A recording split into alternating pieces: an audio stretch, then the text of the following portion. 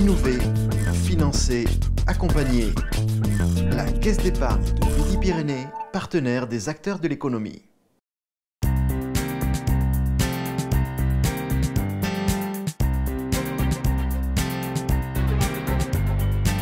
Bonjour François Bonvalet, vous êtes directeur de TBS, Toulouse Business School depuis octobre dernier, octobre 2014. Quel est le bilan de vos premiers mois à la tête de cette école supérieure de commerce? Alors le bilan est positif, après ces quelques mois de prise de fonction. 3 grands sujets aujourd'hui à l'ordre du jour. Évidemment la mise en œuvre de la stratégie, qui a exigé un certain nombre d'arbitrages. Bon, ils sont faits aujourd'hui, en particulier sur l'internationalisation de l'école. Deuxième sujet, l'organisation. Nous faisons évoluer l'organisation. J'en profite d'ailleurs pour dire qu'aujourd'hui, nous avons plusieurs postes ouverts. Donc j'invite les gens à aller voir sur nos sites quel type de les postes. Un poste de direction des ressources humaines, un poste de direction des relations internationales et plusieurs postes de professeurs. Non pas parce qu'ils n'existaient pas, mais parce que des gens font évoluer leur carrière, partent à la retraite. Et pour les professeurs, parce que nous développons le corps professoral.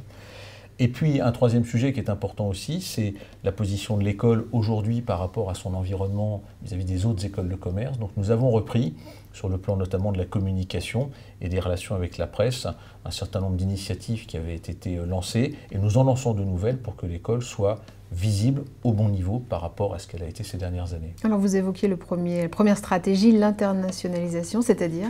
Alors sur l'internationalisation, il y a plusieurs leviers. Le premier, c'est celui de la reconnaissance des diplômes à l'étranger, que nous travaillons en permanence et qui est d'autant plus important pour TBS que nous avons, comme vous le savez, un campus à Barcelone et un campus à Casablanca.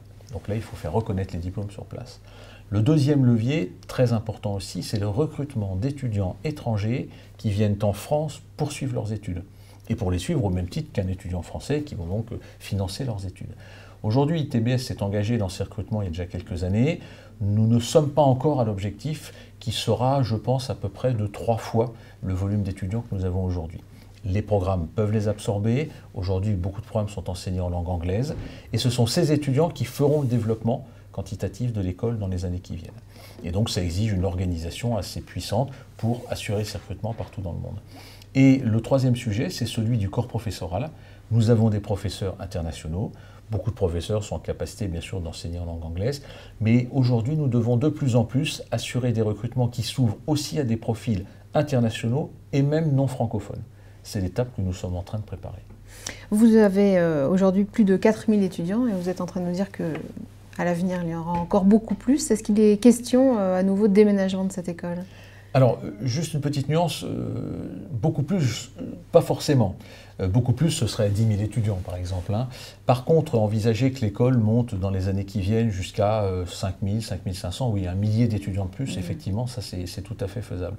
Alors, sur la question des locaux, aujourd'hui, bon, nous y réfléchissons, mais c'est un grand sujet qui a déjà été beaucoup débattu dans l'école, et puis bien sûr, dont l'acteur principal reste la Chambre de commerce et d'industrie, dont nous sommes un service géré.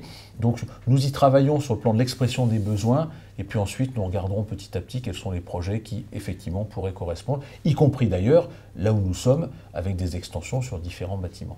J'aimerais avoir votre analyse, Monsieur Bonvalet, au propos des attentats et de la manière dont vos étudiants ont réagi, et aussi de la manière dont vous, à la direction, vous avez réagi en tant qu'enseignant et directeur d'école. Alors, sur la réaction de la direction, peut-être...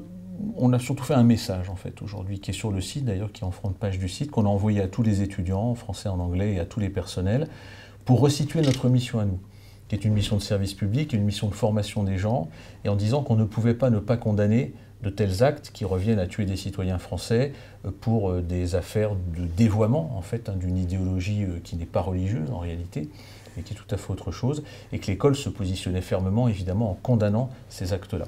Et en rappelant aux gens que la liberté de penser était une dimension absolument consubstantielle au fait d'enseigner à des jeunes.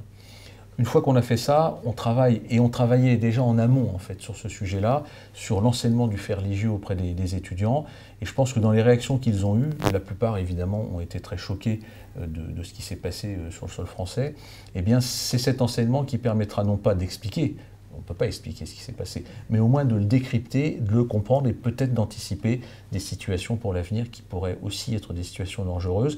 Mais là, on s'adresse plus à nos étudiants en tant que citoyens futurs décideurs. qu'à simplement des étudiants. Voilà, ils ne sont pas là que pour apprendre, ça fait partie du volet éducatif finalement de la formation. Merci François Beauvalet. Merci beaucoup.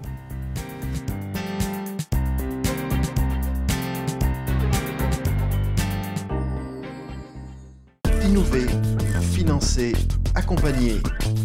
La Caisse d'épargne de Midi-Pyrénées, partenaire des acteurs de l'économie.